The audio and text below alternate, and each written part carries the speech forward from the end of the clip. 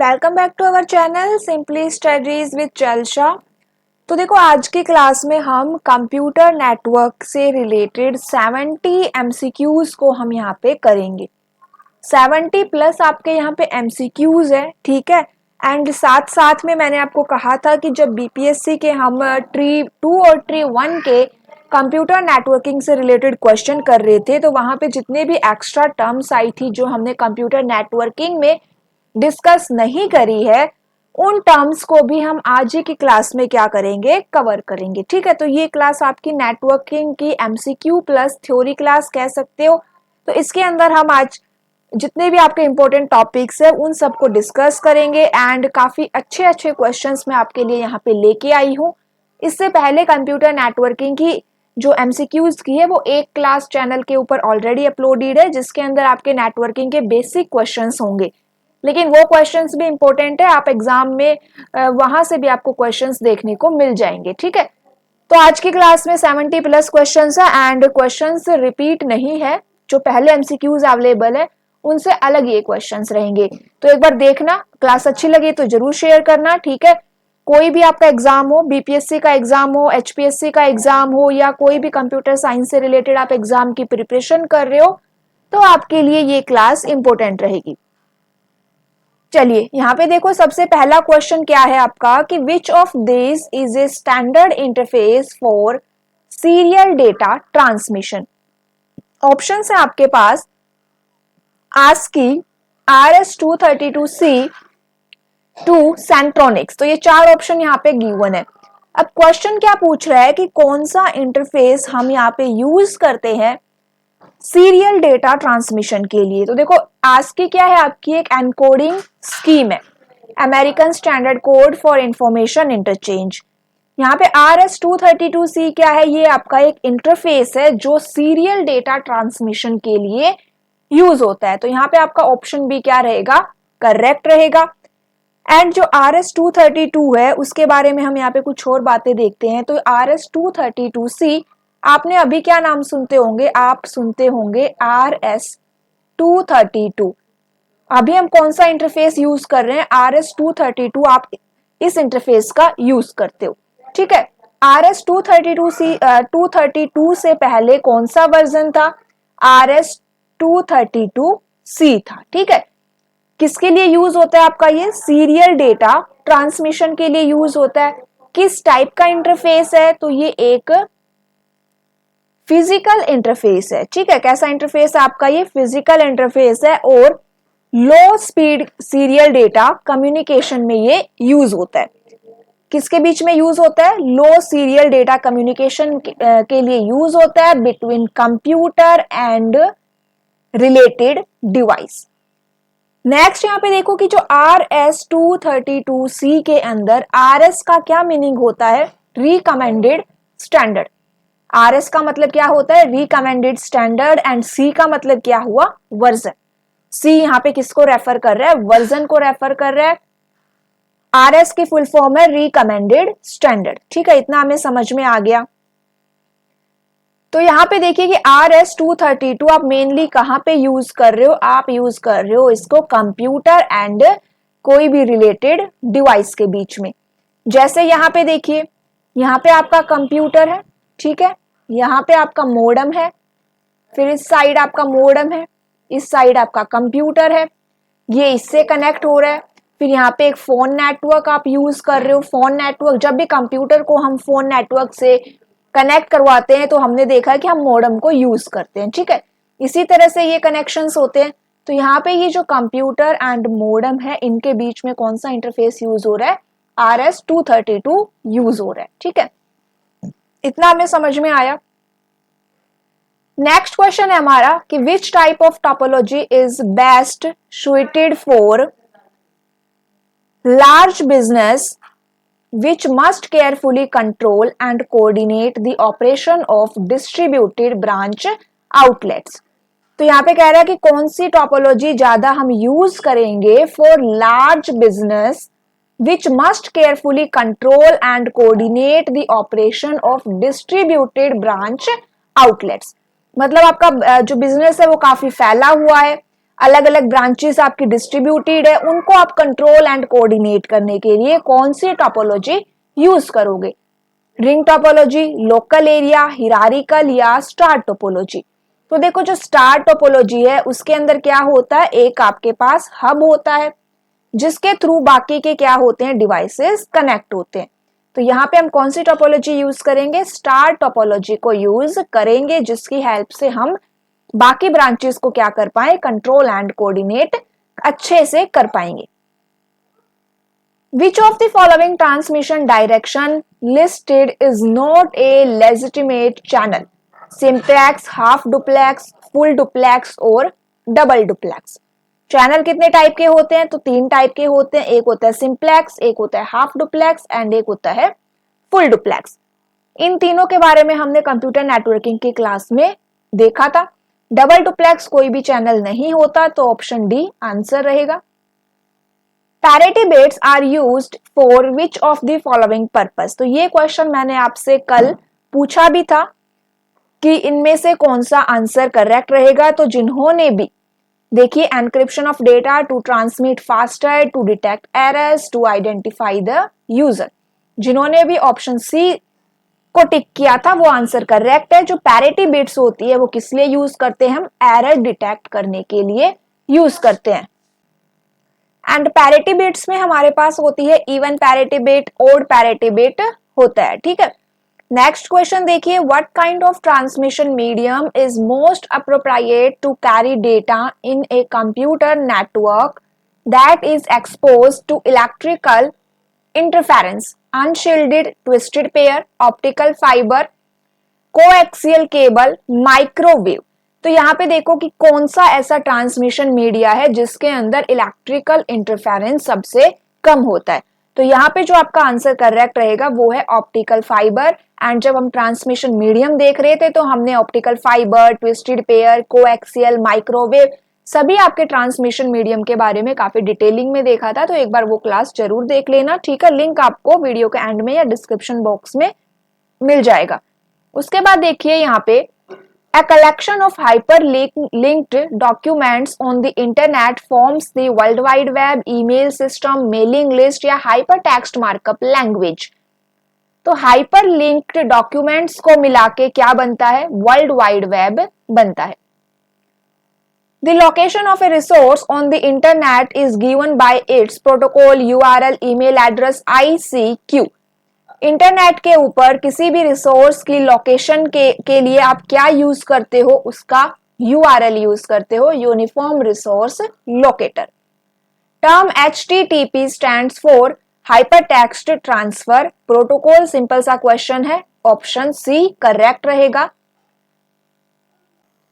And यहाँ पे देखिए कि जो आपका HTTP है वो एप्लीकेशन लेयर प्रोटोकॉल है। ये क्वेश्चन भी काफी बार एग्जाम में पूछा जाता है कि HTTP कौन सी लेयर का प्रोटोकॉल है? आपका एप्लीकेशन लेयर प्रोटोकॉल है। एंड इसका पोर्ट नंबर कितना है? 80 है, ठीक है।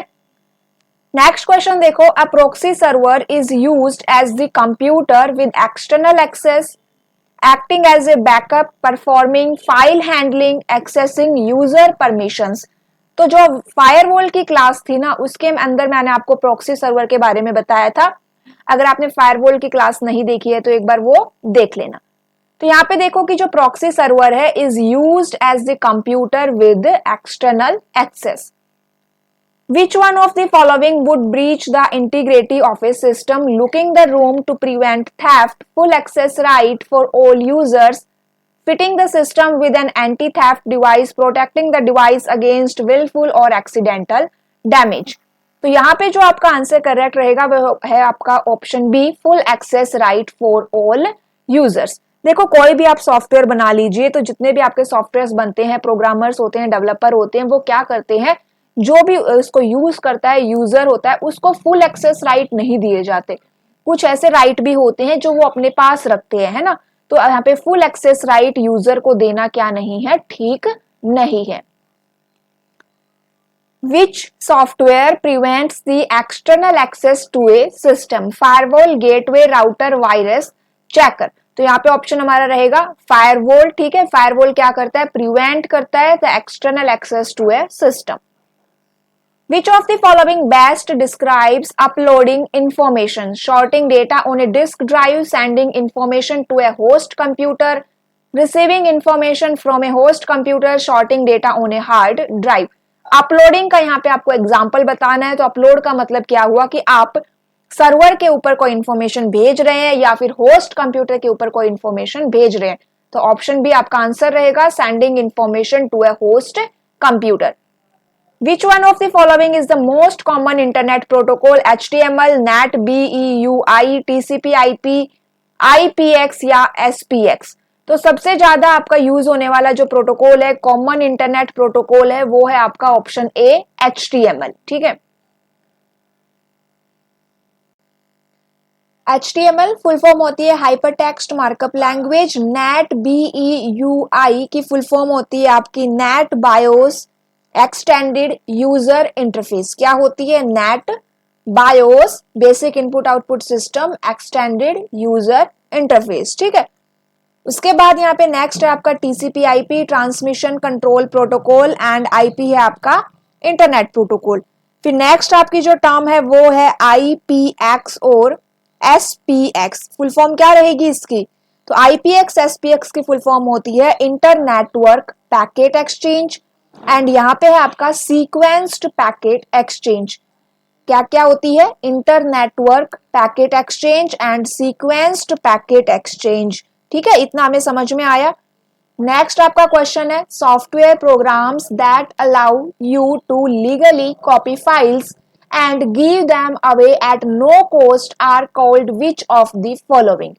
मतलब वे सॉफ्टवेयर जिनमें क्या है आपको कॉपी करने का क्या है, एक आपको कॉपी करने की परमिशन होती है बिना किसी कॉपीराइट केस के एंड आप उसको बिना किसी कॉस्ट के क्या कर सकते हो, किसी दूसरे को भी दे सकते हो।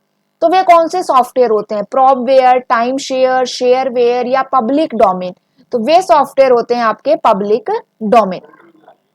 नेक्स्ट क्वेश्चन है आपका FTP stands for file transfer protocol. Option C क्या रहेगा यहाँ पे आंसर रहेगा। And file transfer protocol FTP को मैंने आपको काफी डिटेलिंग में बताया हुआ है जब हम प्रोटोकॉल्स डिस्कस कर रहे थे वहां पे। अगर पोर्ट नंबर की बात करें तो FTP के पोर्ट नंबर है आपके 21 और 20 इसका पोर्ट नंबर होता है। ठीक है,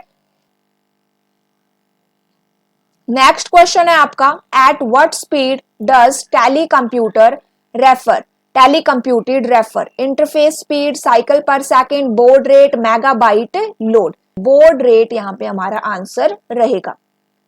Which one of the following is not a network topology? Star, ring, बस, पीयर टू पीयर। तो ये तीनों क्या है? टोपोलॉजी है, पीयर टू पीयर टोपोलॉजी नहीं है। The maximum length in bytes of an IP version 4 datagram is 32, 1024, 1024, 65535, 65535 या 512, 512। तो यहाँ पे आपको बतानी है कि IP वर्जन 4 डेटाग्राम की जो मैक्सिमम लेंथ कितनी हो सकती है इन बाइट्स। ठीक है, देखो अगर सिंपली पूछा जाए IP वर्जन 4 की लेंथ कितनी होती है तो हम करके आएंगे 32 बिट। IP वर्जन 4 की लेंथ कितनी होती है? 32 बिट होती है। लेकिन यहाँ पे क्या पूछ रहा है वो कि IP वर्जन 4 डेटाग्राम की मैक्सिमम लेंथ कितनी होती है, वो भी बाइट्स में।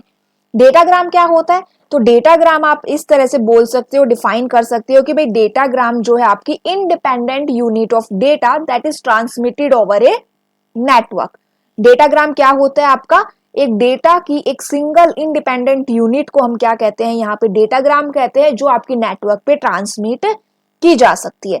आपका जो डेटाग्राम होता है ना, आपका जो डेटाग्राम होता है उसमें इतनी इंफॉर्मेशन होती है कि वो क्या हो सके? ट्रांसमिट हो सके। तो इतना हमें पता चला कि भाई डेटाग्राम क्या होता है। तो अब यहाँ पे मैक्सिमम लेंथ पूछ रहा है तो मिनिमम लेंथ भी होती होगी। तो जो IP वर्जन 4 डेटाग्राम है उसकी जो मिनिमम लेंथ होती है वो तो होती है आपकी 20 बाइट्स। मिनिमम लेंथ कितनी है आपकी? 20 बाइट्स। एंड मैक्सिमम लेंथ अगर हमसे पूछे तो आपका ऑप्शन सी करेक्ट रहेगा, 65535।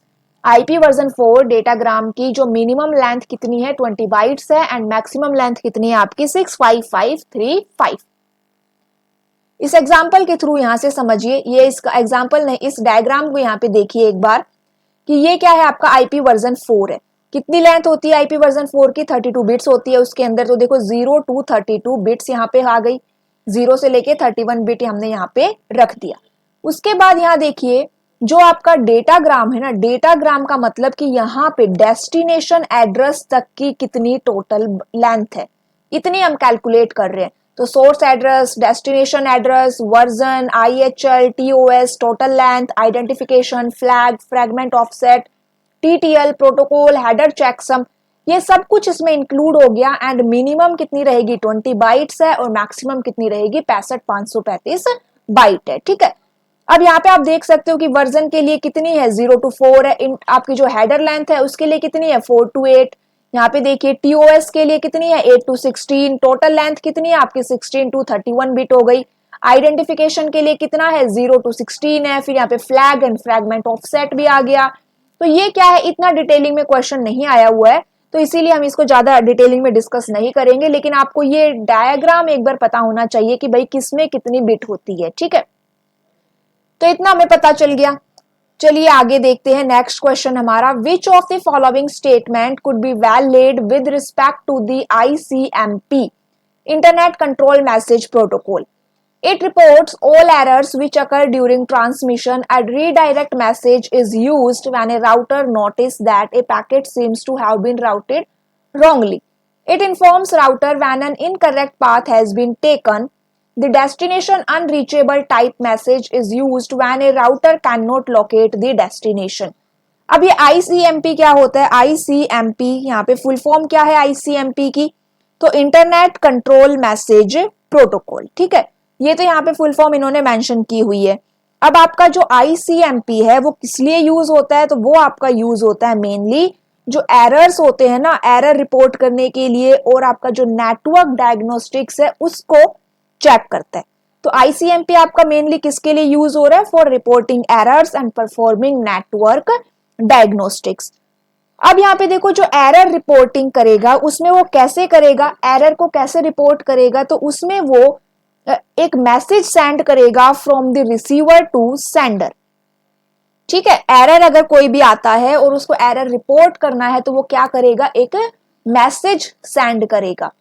तो यहाँ पे देखिए ऑप्शन बी देखिए आप, a redirect message is used when a router notice that a packet seems to have been routed wrongly. तो ऑप्शन बी आपका करेक्ट रहेगा कि जब राउटर को ऐसा लगेगा कि भाई उसका पैकेट गलत डायरेक्शन में चला गया है तब वो क्या करेगा, एक मैसेज रिडायरेक्ट करेगा। चलिए नेक्स्ट क्वेश्चन क्या है आपका, the IP network 192.168.50.0 is to be delivered into 10 equal sized subnet. Which of the following subnet mask can be used for the above requirement? अब यहां पे देखिए ये जो 192 है, सबसे पहले तो हमें ये पता होना चाहिए कि ये कौन सी क्लास का IP एड्रेस है। कि हमारे पास होती है class A, class B, class C, class D, class E, हमारे पास ये क्लास है। ठीक है, अब उसमें से ये कौन सी क्लास में बिलोंग करता है? तो यहाँ पे देखो जो क्लास A, B और C है वो जनरली आपकी यूज होती है। जनरली आपकी यूज होती है कौन सी? 3 क्लासेस यूज होती है। क्लास A का एड्रेस कहां से कहां तक होता है? 0 से 127 या फिर 126 तक भी कह सकते हो। ठीक है, फिर यहाँ पे क्लास B का एड्रेस होता है आपका 128 से लेके 191 तक। क्लास C आपकी कहां से कहां तक है? 192 से लेके 223। ऊपर कितना है? 192, मतलब कौन सी क्लास से बिलोंग कर रहा है? क्लास C से ये बिलोंग कर रहा है। पहली बात तो हमें ये पता चली। अब यहाँ पे पूछ रहा है ये सबनेट में डिवाइड कर रहा है, तो यहाँ पे कौन सा वाला करेक्ट रहेगा? तो कैसे निकालोगे? देखो क्लास A के लिए क्या करना आप 255, ठीक है, बाकी 3 क्या कर देनी है हमें 00। क्लास B के लिए हमें क्या करना है 255, फिर 2 बार 255 लिख देना और बाकी 2 में 0 लिख देना। क्लास C में 3 बार 255 लिखना है और बाकी बचा कितना, 1 बचा, उसमें क्या लिख दोगे, 1 बार 0 लिख दोगे। तो ये कौन सी क्लास से बिलोंग कर रहा है? ये बिलोंग कर रहा है आपका क्लास C से बिलोंग कर रहा है। क्लास C के लिए हमने कितने 255 यूज करे हैं? 3 बार यूज करे हैं, है ना। और एक बार क्या आएगा आपका 0 आएगा। देखो क्लास ए में क्या करना है, एक बार 255 लिखना है, बाकी 3 बार 0 लिखना है। क्लास बी में क्या होता है 2 बार 255, ठीक है, बाकी 2 बार 0। क्लास सी में क्या है आपका 3 बार 255 लिखना है हमें और एक बार 0। लेकिन यहाँ पे देख सकते हो कि आप ऐसा कोई आंसर नहीं है, क्योंकि ऑप्शन बी और सी क्या हो गए, सेम हो गए। तो ऑप्शन बी को ठीक करिएगा, यहाँ पे इस 0 की जगह एक बार और 255 मेंशन करेंगे एंड ऑप्शन बी क्या हो जाएगा, आपका आंसर हो जाएगा। नेक्स्ट क्वेश्चन देखिए, when the mail server sends mail to other mail server it becomes SMTP client, SMTP server, peer या master। तो SMTP client बन जाता है वो। The length of an IP version 6 address is 32 bits, 64 bits, 128 bits या 256 bits। IP version 4 address की कितनी होती है लेंथ, 32 बिट होती है। IP वर्जन 6 की कितनी होती है, 128 बिट होती है।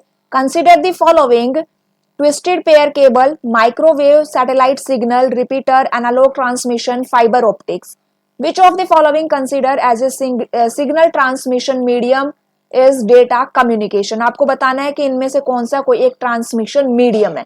ट्विस्टेड पेयर केबल एक ट्रांसमिशन मीडियम है, माइक्रोवेव एंड सैटेलाइट भी आपका क्या है, ट्रांसमिशन मीडियम है। रिपीटर क्या है, आपका नेटवर्किंग डिवाइस है। ये एनालॉग ट्रांसमिशन हो गया आपका, जैसे digital transmission, analogue transmission. Fibre optics क्या है, आपका एक ट्रांसमिशन मीडियम है। तो 1, 2 एंड 5 आपके क्या है, ट्रांसमिशन मीडियम है। ऑप्शन सी राइट है। Which of the following is correct IP version 4 address. तो IP वर्जन 4 के लिए आप कौन सी नोटेशन यूज करते हो, डॉटेड डेसिमल नोटेशन यूज करते हो। कितनी बिट का होता है, 32 बिट का होता है। कितने ऑक्टेट में डिवाइड होता है, 4 ऑक्टेट में ये डिवाइड होता है, ठीक है। अब यहाँ देख लीजिए 4 ऑक्टेट में कौन सा डिवाइड हो रहा है आपका, तो 1, 2, 3, 4। देखो यहाँ पे क्या ये आएगा, ये नहीं आएगा। इसमें देखिए ये भी नहीं है करेक्ट। तो यहाँ पे आपका जो सही कर आपका है वो है ऑप्शन ई। ये क्या है आपका IP वर्जन 4 का एग्जाम्पल है। Which of the following address belongs class ए। तो क्लास ए का एड्रेस कहां से कहां तक है, 0 से लेके आपका 126 तक है। देख लीजिए कौन सा आ रहा है, तो यहाँ पे 121 है, यहाँ पे 130 है, 128 है, 129 है। ऑप्शन है आपका क्लास ए में है। ये 130 आपका क्लास बी से है, 128 class B, 129 class B. Which of the following IP address can be used as a loop back address. अब यहाँ पे देखो ये 0 से 126 है एंड क्लास बी आपकी 128 से स्टार्ट होती है, उसके और 191 तक रहती है। तो बीच में 127 वाला नंबर कहाँ गया, तो 127 आपका लूप बैक एड्रेस में यूज होता है। तो ऑप्शन बी इसका आंसर रहेगा। The term WAN stands for wide area network. तो ऑप्शन सी आंसर है। Which of the following can not be used as a medium for 802.3 Ethernet. A thin coaxial cable, a twisted pair cable, a microwave link, a fiber optical cable। तो यहाँ पे 802.3 Ethernet में कौन सा medium use नहीं कर सकते, तो माइक्रोवेव लिंक को यूज नहीं कर सकते। बाकी coaxial cable, twisted cable, fibre optical cable को आप इस 802.3 इथरनेट के लिए यूज कर सकते हो। The term IANA stands for Internet Assigned Number Authority। ये आप तो ऑप्शन ए क्या रहेगा आपका यहाँ पे आंसर रहेगा, internet assigned number authority. Next question है हमारा, how many versions available of IP। तो IP के 2 ही वर्जन है आपके पास, IP वर्जन 4 और IP वर्जन 6। तो ऑप्शन सी हमारा आंसर रहेगा। Which layer of the TCP/IP stack responsible to OSI model transport layer। अब यहाँ देखो हम कंपैरिजन कर रहे हैं, ये आपकी OSI मॉडल की 7 लेयर्स है, ये आपकी TCP/IP मॉडल की कितनी लेयर्स है, यहाँ पे 4 लेयर्स है, ठीक है। तो यहाँ पे आप देख सकते हो कि जो OSI मॉडल की 3 लेयर्स है, एप्लीकेशन, प्रेजेंटेशन एंड सेशन, वो तीनों यहाँ पे कंबाइन होके क्या बन गई है, एप्लीकेशन लेयर बन गई है। ट्रांसपोर्ट लेयर को आप TCP/IP मॉडल में क्या कह देते हो, होस्ट टू होस्ट लेयर भी कहते हैं या फिर ट्रांसपोर्ट लेयर भी कहते हैं। OSI की नेटवर्क लेयर को TCP/IP मॉडल में हम यहाँ पे इंटरनेट लेयर कह रहे हैं एंड आपकी जो डेटा लिंक और फिजिकल है वो यहाँ पे क्या बन गया, आपका नेटवर्क इंटरफेस बन जाती है। ठीक है, तो यहाँ पे क्वेश्चन क्या पूछा गया है, आपकी ओएसआई मॉडल की ट्रांसपोर्ट लेयर, ओएसआई मॉडल की transport layer TCP IP model में क्या है, होस्ट टू होस्ट है, तो ऑप्शन ए क्या रहेगा आपका आंसर रहेगा। नेक्स्ट क्वेश्चन हमारा जो है आपका, on A simplex data link which of the following is a possible error recovery technique, backward error correction, the use of Hamming codes, automatic repeat request, downward error correction. तो यहाँ पे देखो error recovery technique आपकी कौन सी है, Hamming codes है। Hamming codes में आपकी 7 बिट होती है, जिसमें 4 बिट इसकी ओरिजिनल डेटा की लेंथ है एंड 3 बिट क्या है आपकी पैरिटी बिट यहाँ पे यूज हो रही है। Which of the through is share the data of two computer, तो देखिए यहाँ पे library, network, grouping, integrated system, तो नेटवर्क की हेल्प से क्या कर रहे हो आप, यहाँ पे शेयरिंग करते हो। In specific if the system use separate protocols which one of the following device is use to link two system, repeater, gateway, bridge और हब। तो सेपरेट प्रोटोकॉल्स अगर आप यूज कर रहे हो तो यहाँ पे कौन सा डिवाइस यूज करेंगे, हम गेटवे को यूज करेंगे। Which of the following statement is true about error detection technique used on communication link? तो यहाँ पे देखिए एरर डिटेक्शन टेक्निक है आपकी, एक तो है आपकी CRC, cyclic redundancy checksum, sequence can detect as well as correct the errors, तो ये बात ठीक है। Error detection can not be used on simplex links, ये ऑप्शन भी करेक्ट है। Hamming code can detect up to 3 bit errors, तो ये बात भी यहाँ पे करेक्ट है, तो all of these. In which of the following switching methods the message is divided into small packets? Message switching, packet switching, virtual switching, none of these. Packets के form में डिवाइड होते हैं आपके पैकेट स्विचिंग में। Which of the following switching methods create a point-to-point physical connection between two or more computers? Message switching, packet switching, circuit switching या none of these? देखो circuit switching, switching techniques जो होती है ना, circuit switching, packet switching and message switching, इन तीनों के बारे में हमने काफी डिटेलिंग में डिस्कस किया है कंप्यूटर नेटवर्क की क्लास में। तो पॉइंट टू पॉइंट यहाँ पे कौन सी स्विचिंग में होता है, आपका सर्किट स्विचिंग में होता है, ऑप्शन सी आंसर रहेगा। What is the second name of the proxy server? Proxy tools, application proxy, application level gateway, all of these.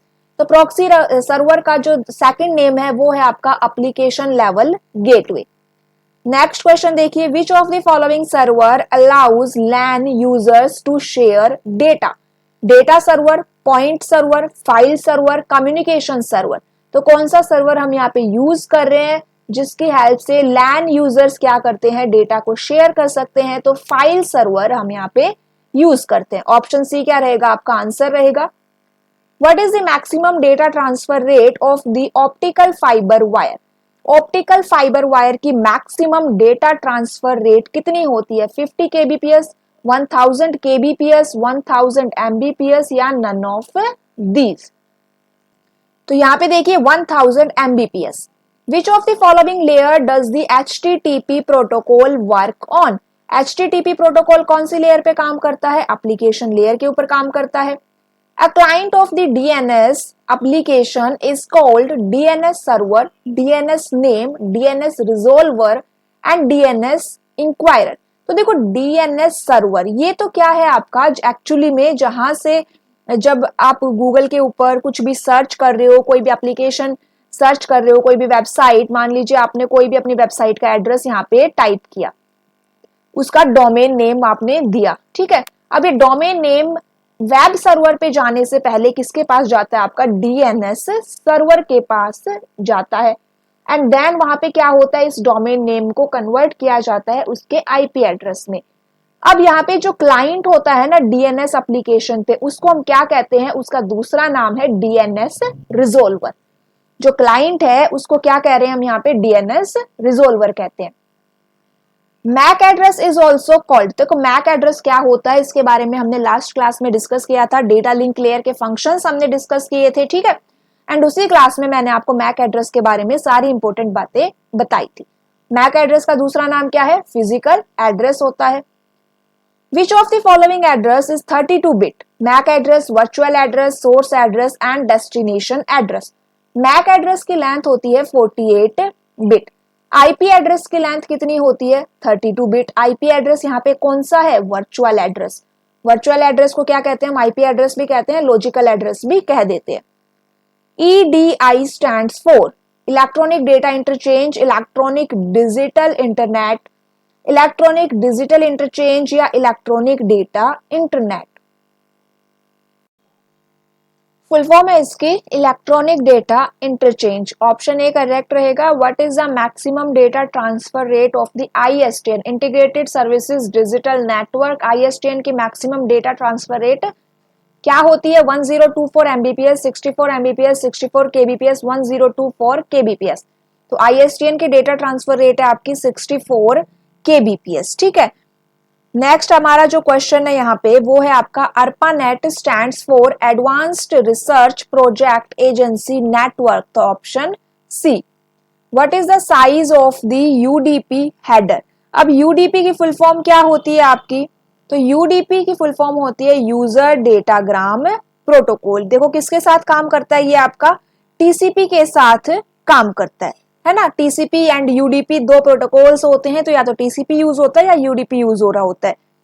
तो UDP जो यहाँ पे देखिए इस UDP का यहाँ पे पूरा फॉर्मेट यहाँ पे मेंशन है, UDP header, UDP data and यहाँ पे UDP हेडर कितना है 8 बाइट्स का होता है। ठीक है, फिर इस 8 बाइट्स में देखिए 16 बिट आपकी सोर्स पोर्ट की है, 16 बिट आपकी डेस्टिनेशन पोर्ट की है, 16 बिट लेंथ है, 16 बिट चेकसम है।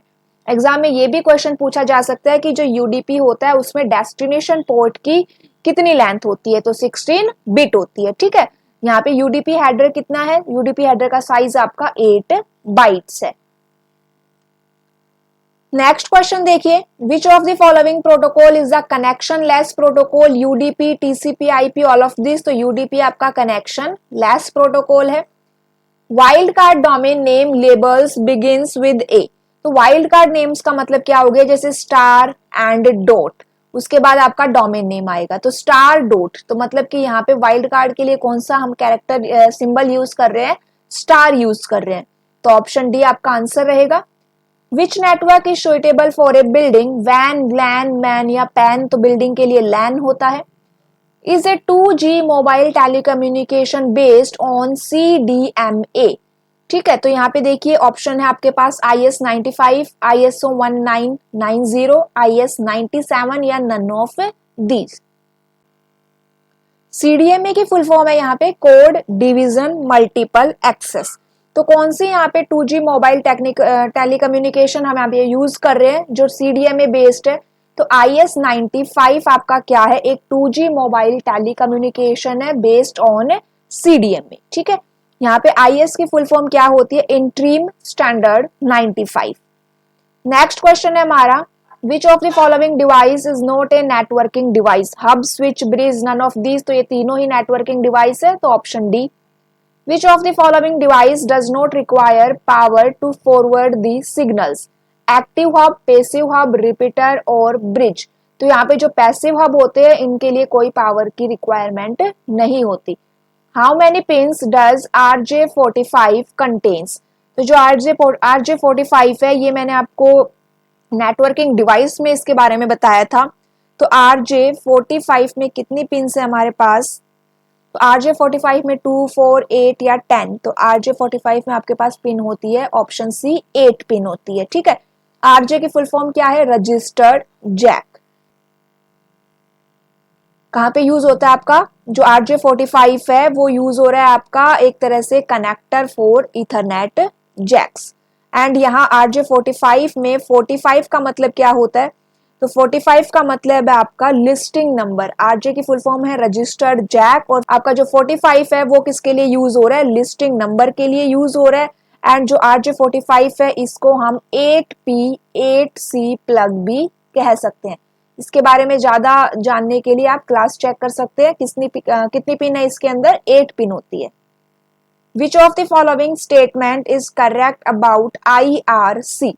तो देखो IRC के बारे में कुछ इंफॉर्मेशन मैंने यहाँ पे लिखी है। IRC की फुल फॉर्म क्या है, इंटरनेट रिले चैट। सबसे पहली बात तो IRC stands for internet relay chat. कौन सी लेयर पे काम करता है, तो ये एप्लीकेशन लेयर पे काम करता है। ठीक है, उसके बाद यहाँ पे देखिए is use to communicate over the internet as a text message and it sends message in real time. तो देखो यहाँ पे it sends the message in virtual time, तो ये तो गलत हो गया क्योंकि रियल टाइम में सेंड करता है। It is an application layer protocol, ये बात करेक्ट है। It works on the proxy model, ये ऑप्शन यहाँ पे गलत रहेगा। कहाँ पे यूज हो रहा है ये आपका इंटरनेट के ऊपर यूज होता है, ठीक है, to communicate over the internet as a text message. तो कौन सा ऑप्शन करेक्ट है हमारा, ऑप्शन बी यहाँ पे करेक्ट रहेगा। IRC internet relay chat is an application layer protocol. Next यहाँ पे देखिए rake receiver designed for multipath fading signals data network और नेटवर्क कनेक्शन। देखो जो टर्म आपके लिए नई है उस टर्म को मैंने यहीं पे डिफाइन कर दिया है, जिससे कि अगर आपको नोट डाउन करना है तो आप इजीली नोट डाउन कर सको। अब यहाँ देखो रेक रिसीवर क्या है, तो रेक रिसीवर आपका क्या है, एक रेडियो रिसीवर है, ठीक है। It is design to counter the effect of multipath fading. It is most commonly used in CDMA and WCDMA radio waves such as wireless land device and mobile phone. तो कहां पे use हो रहा है आपका, मल्टीपाथ फेडिंग के लिए ये यूज होता है। How many layers does this SONET contain, SONET important रहेगा, सोनेट की फुल फॉर्म इंपोर्टेंट है। सोनेट में कितनी लेयर है, टोटल 4 लेयर होती है। कौन कौन सी होती है, एक आपकी पाथ लेयर, सेकंड है लाइन लेयर, थर्ड है आपकी सेक्शन लेयर एंड फोर्थ है आपकी फोनेटिक लेयर। नेक्स्ट क्वेश्चन देखिए, सोनेट स्टैंड्स फॉर, सोनेट की फुल फॉर्म क्या होती है, तो सोनेट की फुल फॉर्म क्या है आपकी, signal operation network, synchronous optical network, system optical network या सिग्नल ऑप्टिकल नेटवर्क। तो अभी ऊपर तो हमने देखा कि भाई सोनेट के अंदर आपके पास 4 लेयर है ना। कौन कौन सी लेयर है आपकी, पाथ लेयर होती है, लाइन लेयर होती है, सेक्शन लेयर होती है और फोटोनिक लेयर होती है। सोनेट की फुल फॉर्म क्या होती है, सिंक्रोनियस ऑप्टिकल नेटवर्क। एस से सिंक्रोनियस, ओ से ऑप्टिकल एंड नेट से क्या हो गई, नेटवर्क। कहां पे यूज होता है आपका, ये टेलीफोन सिस्टम में यूज होता है। SONET is a technology that converts signals of different capacities into optical signals, ठीक है। नेक्स्ट यहाँ पे देखिए, the second port is use to in the 2 port network.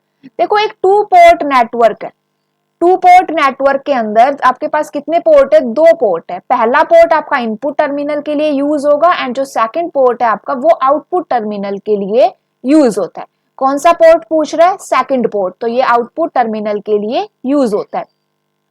Slip stands for, slip की full form बतानी है आपको यहाँ पे, system line internet protocol, serial line internet protocol, signal line internet protocol या सिग्नल इंटरनेट प्रोटोकॉल। तो serial line internet protocol.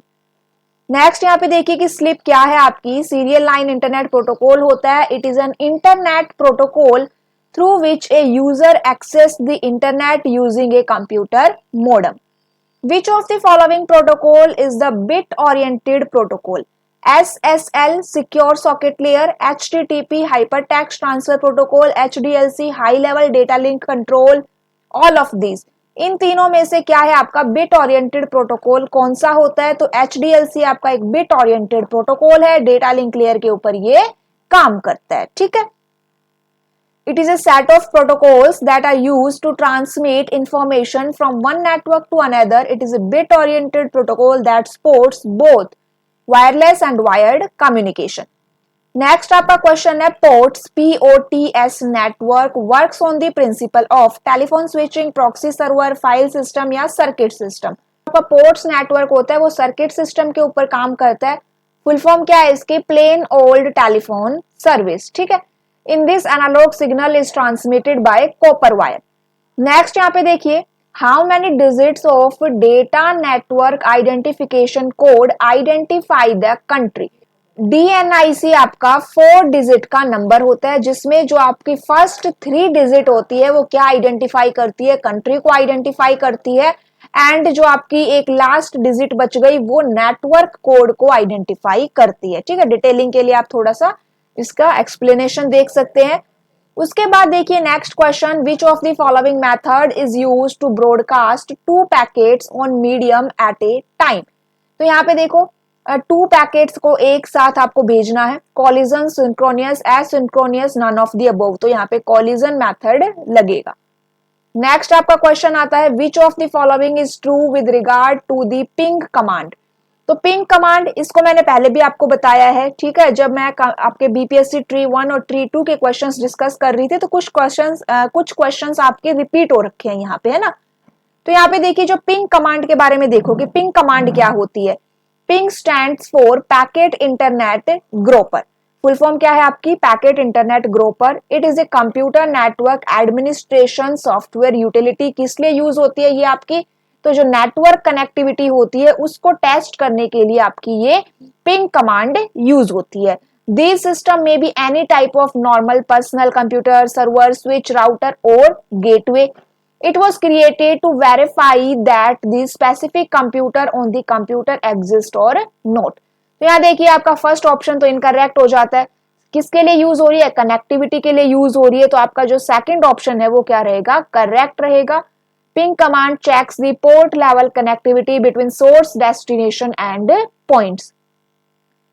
Next question देखो, and ये आपका आज का लास्ट क्वेश्चन रहेगा। Which of the statement is correct with regard to time division, multiplexing and its variants. तो statistical TDM makes effective use of the bandwidth only if the arrival pattern of the data stream is probabilistic. TDM requires the transmitter and receiver to be synchronized periodically. TDM performs efficiently if the arrival pattern of the data stream is probabilistic. Statistical TDM is efficient if the data stream is deterministic. तो TDM के बारे में देखो, first option आपका correct है कि जो statistical TDM है make efficient use of the bandwidth only if arrival pattern of the data stream is probabilistic. ठीक है, सेकंड ऑप्शन भी करेक्ट है। TDM requires the transmitter and receiver to be synchronized periodically। तो यहाँ पे आपका option A और B क्या है, करेक्ट है। अभी हम देखेंगे कि मल्टीप्लेक्सिंग क्या होती है, TDM, FDM और WDM क्या होता है। ठीक है, देखो multiplexing is a technique used to combine and send the multiple data streams over a single medium. Process of combining the data stream is known as multiplexing and hardware used for multiplexing is known as multiplexer। इस diagram को देखिए, multiplexing का मतलब क्या हुआ कि हमारे पास बहुत सारी इनपुट लाइन है जिनको हमने क्या कर दिया, एक ही चैनल के ऊपर कंबाइन करवा दिया। इसके लिए कौन सा हार्डवेयर डिवाइस यूज हो रहा है, आपका मल्टीप्लेक्सर यूज होता है। अब इस एक चैनल से हमने इन लाइंस को क्या कर दिया, अलग अलग आउटपुट लाइन में कन्वर्ट कर दिया फिर से, एंड यहाँ पे हमने क्या किया, इनको डीमल्टीप्लेक्सिंग कर दी, एंड इसके लिए आपका डीमल्टीप्लेक्सर डिवाइस यूज होता है। टेक्निक देखिए तीन टाइप की है, frequency division multiplexing, wavelength division multiplexing और टाइम डिवीजन मल्टीप्लेक्सिंग। टीडीएम भी टू टाइप्स में है यहाँ पे, सिंक्रोनियस टीडीएम एंड एसिंक्रोनियस टीडीएम। अभी हम एफडीएम और टीडीएम में डिफरेंस देखेंगे। टीडीएम फुल फॉर्म है time division multiplexing, frequency division multiplexing. TDM के अंदर हम बेसिकली क्या करते हैं, टाइम्स जो आपका टाइम है ना, यहाँ पे क्या शेयर किया जाता है, आपका टाइम शेयर किया जाता है। एंड एफडीएम में क्या शेयर की जाती है, फ्रीक्वेंसी को शेयर किया जाता है। कौन सा सिग्नल यूज होता है, तो टीडीएम में डिजिटल और एनालॉग दोनों सिग्नल्स यूज होते हैं, एफडीएम में केवल एनालॉग सिग्नल्स का यूज होता है। सर्किटरी कैसी है, यहाँ पे सिंपल है एंड यहाँ पे क्या है आपकी कॉम्प्लेक्स है। वायरिंग देखिए, चिप और wiring of TDM is comparatively much simpler and यहाँ पे क्या है आपकी कॉम्प्लेक्स रहेगी। कॉन्फ्लिक्ट क्या है, यहाँ पे लो कॉन्फ्लिक्ट है, यहाँ पे हायर कॉन्फ्लिक्ट आते हैं। इनपुट रिक्वायर्ड, तो यहाँ पे देखिए सिंक्रोनाइजेशन पल्स चाहिए एंड यहाँ पे guard band is necessary. Interference की अगर बात करें तो नेग्लिजिबल है या फिर लो है, यहाँ पे हाई लेवल है। एफिशिएंसी की बात करें तो ज्यादा एफिशिएंट आपकी टीडीएम है। यूज की बात करें तो शेयरिंग, प्रिंटर, टेलीफोन सिस्टम, इसमें क्या यूज हो रहा है, आपका टीडीएम यूज होता है। एंड आपकी जो रेडियो ब्रॉडकास्ट है, टीवी नेटवर्क है, इसके अंदर एफडीएम यूज होता है। WDM क्या होता है, तो वेवलेंथ डिवीजन मल्टीप्लेक्सिंग, ये आपका एफडीएम के जैसे ही होती है, लेकिन इसके अंदर हम ऑप्टिकल सिग्नल्स का यूज करते हैं। ठीक है, जो आपके ऑप्टिकल सिग्नल्स होते हैं are transmitted through the fibre optical cable. WDM is used on fiber optics to increase the capacity of a single fiber. It is used to utilize the high data rate capability of fiber optical cable. It is an analog multiplexing technique. तो ये क्या है आपके multiplexing से कुछ related जितनी भी कुछ इंपॉर्टेंट बातें हमने यहाँ पे डिस्कस करी. एंड अगर क्लास अच्छी लगे तो जरूर शेयर करना. नेक्स्ट क्लास में हम नेटवर्क लेयर को डिस्कस करेंगे. ठीक है, थैंक यू.